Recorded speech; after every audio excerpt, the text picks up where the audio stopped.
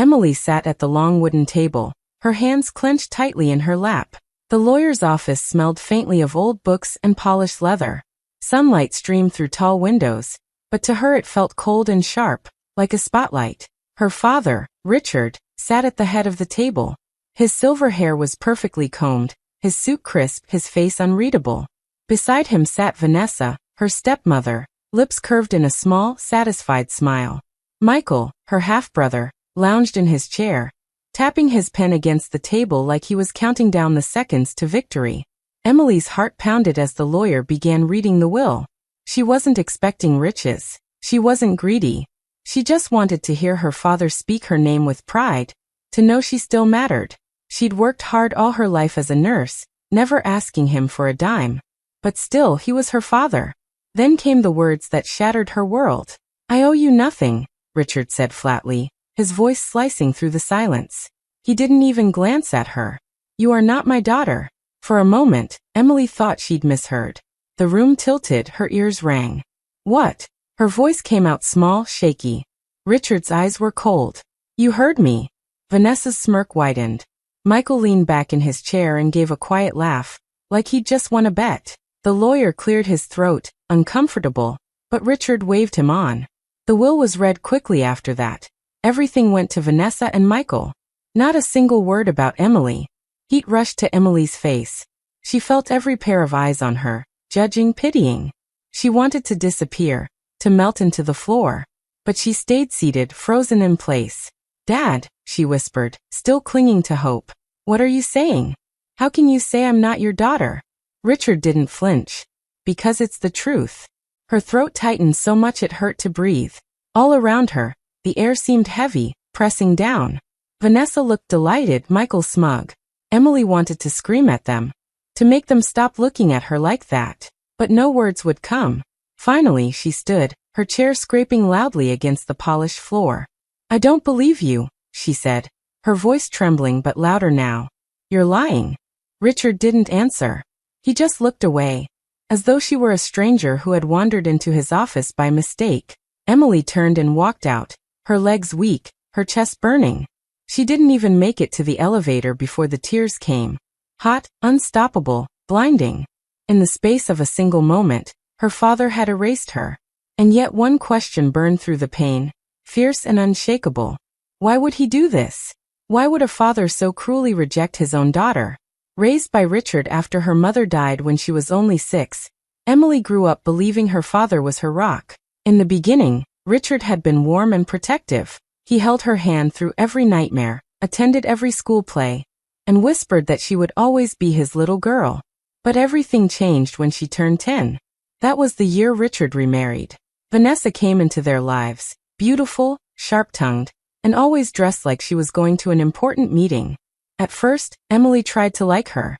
She even called her mom once, hoping it would make things better.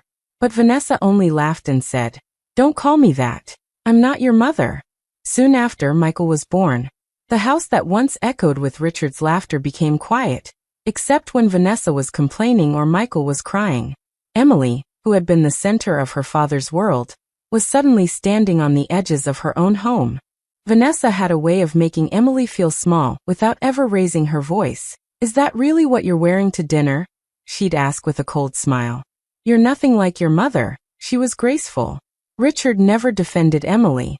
At first, he would simply stay silent, pretending not to hear. Later, he began joining in, correcting Emily harshly, comparing her to Michael in ways that always left her feeling second best. The girl who once ran to her father with every scraped knee and happy story learned to keep her feelings to herself. By the time she was a teenager, she no longer expected kind words at home. She spent more time at the library or with friends than with her own family. And when she graduated high school, she left for nursing school without looking back. Now, at 27, Emily lived in a small apartment across town. She worked long shifts at the hospital, caring for people with a gentle heart and steady hands. She was proud to earn her own money, pay her own bills, and never depend on her father or Vanessa for help. But no matter how strong she became, part of her still longed for Richard's approval, the loving father she remembered from childhood. She kept pictures of her late mother by her bed, often wondering what life would have been like if she'd lived longer. Would Richard have stayed kind?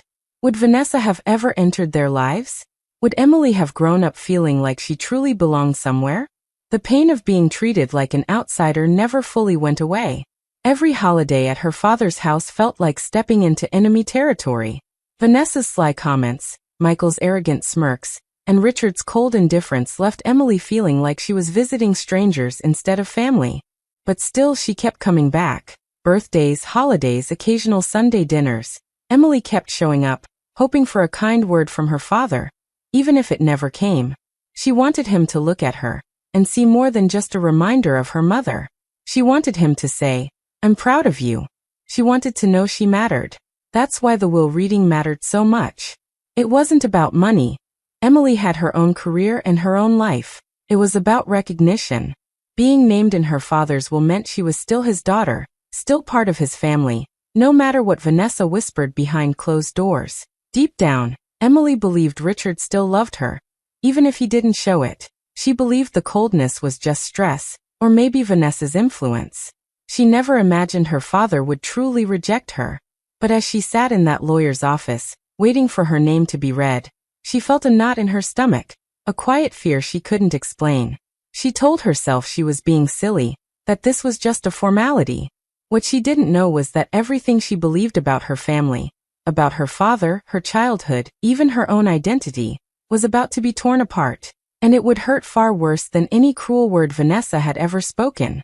Emily wanted love, recognition, and justice, not just a share of an estate. She wanted to belong to the man who had once called her, "my little girl." She wanted to know her mother's memory was safe. What she was about to hear would threaten all of that, and force her to question who she really was. After being publicly disowned, Emily left the lawyer's office with tears burning in her eyes. The words kept echoing in her head. "You are not my daughter. I owe you nothing." She felt sick, humiliated, and angry all at once. She couldn't let it end there. She had to hear it from her father's own mouth, away from Vanessa's smirks and Michael's mocking laughter. That evening, she drove to Richard's mansion, her heart pounding so hard it hurt. The house looked the same as always, perfect lawn, glowing lights, a gate that opened only because she still knew the code. But stepping inside felt different now. Cold. Like she was no longer welcome. Richard was in his study, sitting behind his massive desk with a glass of whiskey in hand. He didn't look surprised to see her. If anything, he looked annoyed. "Emily, this isn't a good time," he said sharply. "This can't wait." Her voice shook, but she didn't care. "How could you say that to me? In front of everyone? That I'm not your daughter?" Richard set down his glass with a loud clink. "Because it's true." Emily stared at him, not understanding. "What are you talking about?" "You were never mine," Richard said coldly, as if he were reading a business report. "Your mother lied to me. I raised another man's child." The words hit her like a slap. "No, that's not true. Mom would never." "I have no reason to lie to you," Richard interrupted. His face was hard, his eyes full of resentment. "Vanessa was right all along. I was a fool to believe otherwise." Emily shook her head, tears spilling over. "You think Mom cheated on you? That's insane. She loved you more than anything." "She loved someone," Richard said bitterly. "But it wasn't me. I should have seen it years ago. You're nothing like me." Emily's breath caught in her throat. "So this is why you've treated me like a stranger? Because you think I'm not your blood?" Richard didn't answer. He just looked away, as if even seeing her was painful. Emily stepped closer, desperate. "Tell me who told you this. Vanessa? Michael? You think they care about you? They only care about what they can take from you." Richard's jaw tightened. "Leave, Emily. I don't want to hear another word." Her whole body shook with anger and heartbreak. "No," she said, her voice rising. "I'm not leaving until you tell me why you believe this lie." Richard slammed his hand on the desk, making her flinch. "Enough. Your mother betrayed me, and you are living proof." For a long, heavy moment, the room was silent except for Emily's ragged breathing. Then Richard turned away, dismissing her like she was nothing. Emily's heart broke all over again. But beneath the pain, something stronger began to rise, a fierce, burning resolve. "Mom never betrayed you," she said, her voice low but steady now. "And I'm going to prove it. I don't care what Vanessa whispered in your ear. I don't care what lies you believe. I know who I am, and I know who she was. Richard didn't answer. He just kept staring at the wall, as if she were already gone. Emily turned and walked out, her legs trembling, but her chin held high. By the time she reached her car, her tears had dried. The shock was giving way to determination. If her father wanted to erase her, she wouldn't let him. If Vanessa thought she had one, she was wrong. Emily would dig into the past, old letters, family friends, anything that held the truth. She would clear her mother's name no matter what it took. She started the engine, gripping the wheel tightly. "You're wrong about me, Dad," she whispered to herself. "And I'll prove it." The fight for her identity, and for her mother's honor, had just begun. Emily seeks old family friends, her mother's letters, and anything that can tell her what really happened years ago. She spends her days off from the hospital chasing small clues, a dusty photo album, a faded envelope hidden at the back of a drawer, names of people who once knew her mother well. Her first stop is Mrs. Green, her mother's childhood friend. The old woman greets Emily warmly but grows tense when she hears why Emily has come. "Your mother loved your father very much," Mrs. Green says firmly. "She was proud of him. I never heard a word about another man." "Then why does Dad think I'm not his?" Emily asks, her voice trembling. Mrs. Green shakes her head. "Someone has poisoned his mind." Everywhere Emily goes, she finds bits and pieces of the same story. Her mother was faithful, gentle, and deeply in love with Richard. But none of this softens Richard's heart. He refuses to take her calls. When she shows up at the house, the gates stay locked. Vanessa works hard to make things worse. Word spreads quickly among relatives. Emily is greedy. Emily is unstable. Emily's causing trouble over money. Aunts who once hugged her now avoid her calls. Family friends cancel lunch plans. Even at work, Emily feels whispers behind her back. Michael has been telling anyone who will listen that she's just bitter about losing her inheritance. The more isolated Emily feels, the harder she clings to the truth. She digs deeper, searching through her mother's belongings stored in boxes in the attic of her small apartment. One evening, she finds a bundle of letters tied with a ribbon, notes her mother wrote to Richard when they were first married. They are full of love, full of hope for their family. Emily reads them through tears. "How could Dad believe she betrayed him?" she whispers. But then she uncovers something stranger. Medical papers tucked between the letters. They're old, yellowed, but clear enough. Blood test results, hospital notes, and a half-completed DNA test form with Richard's signature. It looks as though her father once questioned her paternity years ago, but for some reason he never followed through. The discovery shakes Emily. Was Richard suspicious even back then? Did Vanessa plant the doubt so long ago? The thought makes her stomach twist. Emily reaches out to another family friend, Mr. Adams, who once worked with Richard. Over coffee, his eyes darken as he leans close. "Vanessa never liked you, Emily," he says. "I've seen her whisper things in Richard's ear for years." Little by little, she turned him cold. It's not about money, it's about control. She wants everything for Michael. So she lied to him? Emily asks. "Wouldn't surprise me," Mr. Adams replies. But Richard let her do it. He chose to believe her. These words sting more than Emily expects. Even if Vanessa is manipulating her father, Richard didn't defend her, didn't even ask for proof before casting her aside. That betrayal cuts deeper than anything Vanessa could say. Days turn into weeks. Emily works her shifts, but every free moment goes into the investigation. She calls distant relatives, tracks down people who once worked for her parents, and keeps following the trail. The picture grows clearer. Vanessa has been at this for years, slowly turning Richard against his own daughter, convincing him that Emily didn't belong. The weight of it all begins to crush her. One night, after another unanswered call to her father, Emily sits alone in her apartment, her hands shaking. "Why am I even fighting?" she asks herself out loud. "He doesn't want me. Maybe it doesn't matter whose blood runs in my veins." But then she looks at her mother's letters, at the gentle handwriting full of love. No, she can't stop. This isn't just about her. It's about protecting her mother's name from a terrible lie. The more she uncovers, the more dangerous things feel. Vanessa starts showing up at the hospital, pretending to check on Emily, but really spreading gossip among her co-workers.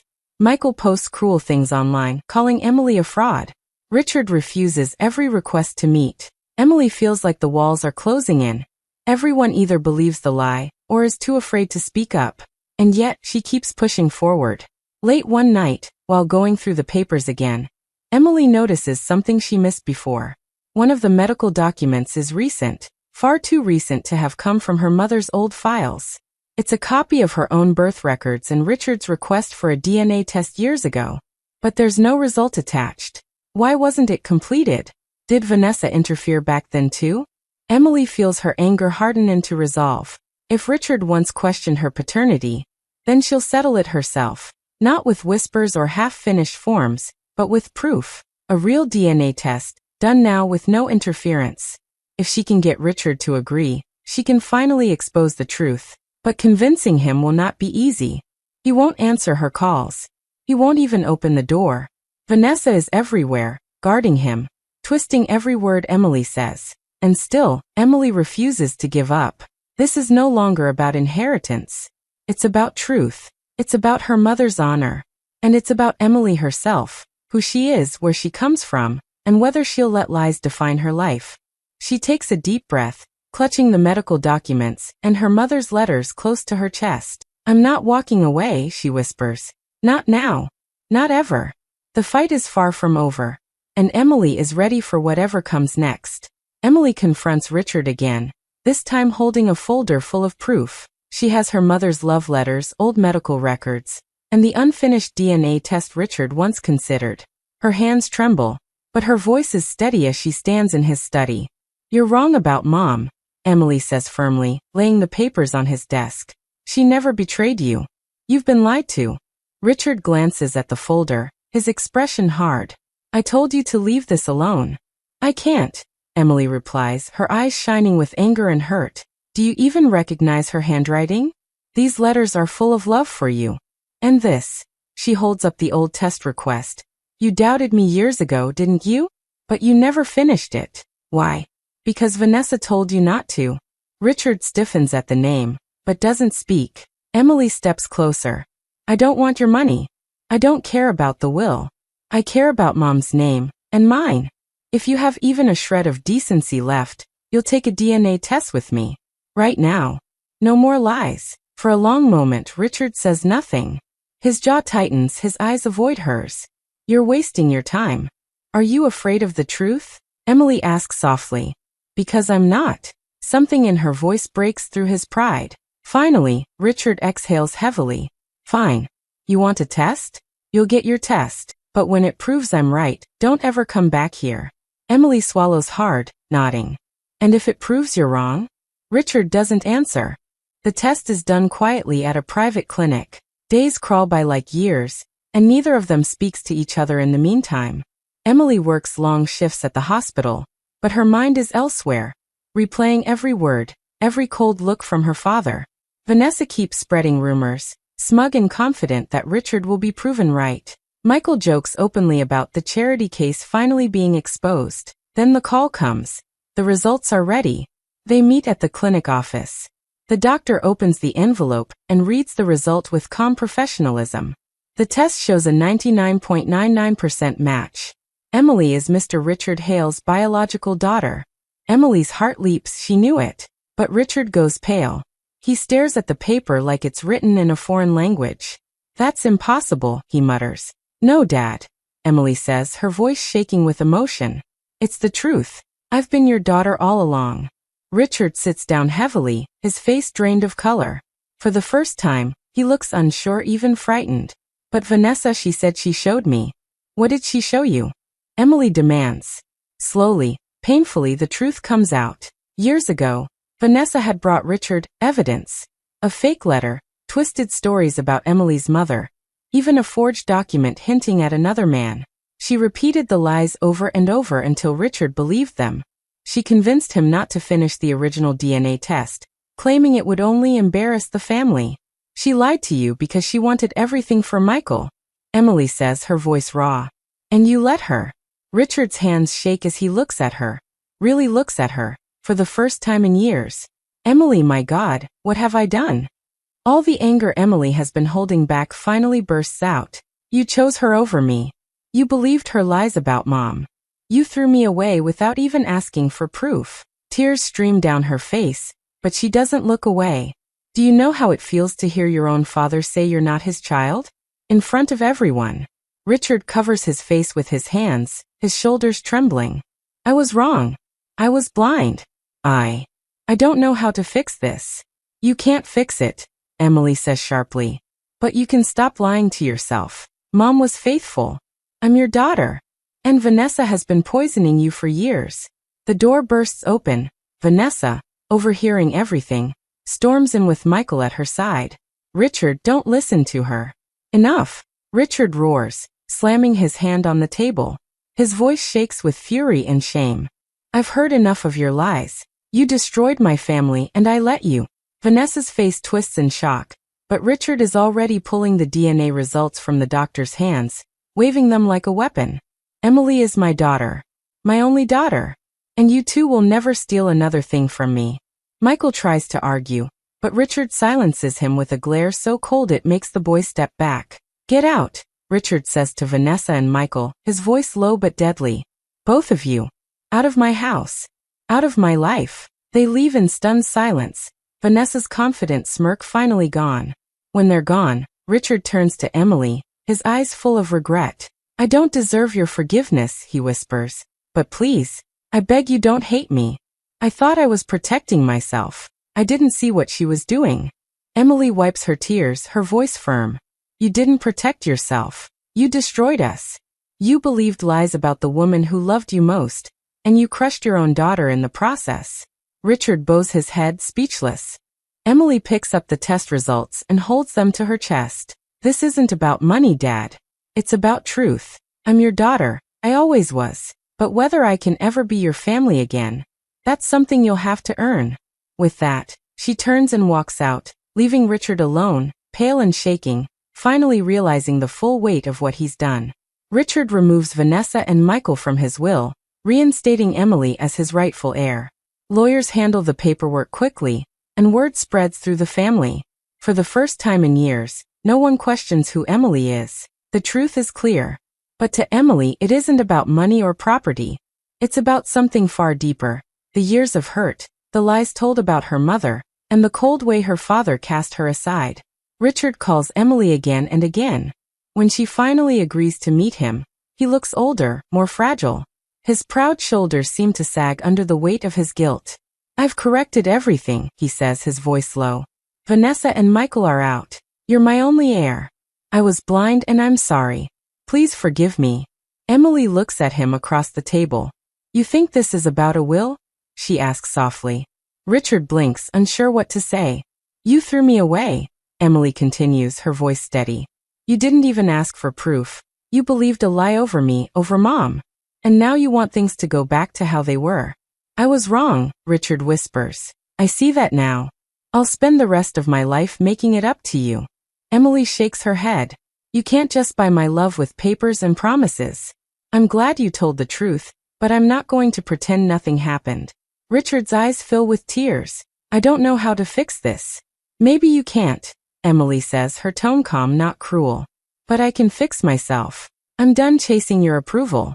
I'm done begging you to see me. I know who I am now, and I don't need anyone to tell me I'm worthy. The words hang in the air like a door closing.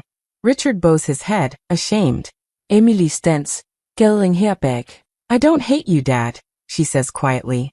But I can't forget what you did. Love isn't supposed to disappear just because someone whispers a lie. You'll have to live with that. I'm choosing peace over pain. Richard reaches for her hand, but Emily steps back. Take care of yourself, she says, then walks away. From that day forward, Emily stops waiting for her father's approval. She pours her energy into her work as a nurse, into saving lives and building her own future. She no longer measures her worth by Richard's love or anyone else's. With Vanessa and Michael gone, Richard tries to reconnect, sending flowers, writing letters, even waiting outside the hospital to see her. Sometimes Emily speaks to him politely, but she keeps her distance. The power has shifted. No longer is she the little girl desperate to be noticed. She is a woman who knows her value. Emily uses part of her inheritance to start a scholarship fund for young nurses. This money isn't a gift from my father, she tells a friend. It's a tool to help others. I'm building something of my own. As she grows stronger, the pain of betrayal begins to fade. She still misses the father who once held her hand when she was little, but she accepts that man no longer exists. The one who remains will have to earn a place in her life, if he ever can. Richard begs for forgiveness again and again, but Emily never lets him think that love can be switched on and off like a light. She refuses to let guilt control her or riches define her. In the end, Emily learns the greatest truth of all. She does not need anyone's approval to be whole. Not even her father's. She is enough, and she always has been. Emily visits her mother's grave on a quiet afternoon. The cemetery is calm, with only the sound of birds and the rustle of wind through the trees. She kneels by the simple stone, holding two things in her hands, the DNA results and a handwritten letter. "Hi, Mom," Emily whispers, her voice soft but steady. "It's been a while." She takes a deep breath and lays the envelope on the grass. "They tried to erase us," she says, her fingers tracing her mother's name on the stone. But the truth lives. For a moment, Emily just sits there, letting herself feel everything. The anger, the sadness, the years of doubt and hurt. But something inside her is different now. The heavy weight she carried for so long is finally gone. She opens the letter and reads it aloud. It's short, only a few lines she wrote herself. "I know who you were. I know who I am. No lie can change that. I love you, and I'll always protect your name." Emily places the letter carefully beside the DNA results and smooths the paper so it won't blow away. "They can't hurt us anymore," she whispers. "Not Dad. Not Vanessa. No one." A tear slips down her cheek, but it isn't from pain this time. It feels like release, like closing a door that should have been shut long ago. She rises to her feet, looking at the grave one last time. "I'm done fighting for people who don't see me," she says softly. "I'm going to live my life now for me and for you." As Emily walks back to her car, the sun breaks through the clouds. The light feels warm on her face. She isn't broken anymore. She isn't the little girl begging for her father's love. She is stronger, wiser, and free. By the time she reaches the cemetery gate, she knows exactly who she is. Not because Richard finally admitted the truth, but because she found it for herself. Emily leaves the past behind with every step, carrying only her mother's love in her heart. The lies, the betrayal, the desperate need for approval. All of it fades away. She doesn't look back. Iluwas, thanks so much for watching till the very end. You're the real MVPs. Don't forget to like, drop a comment, and hit that subscribe button so you never miss a story. See you next time.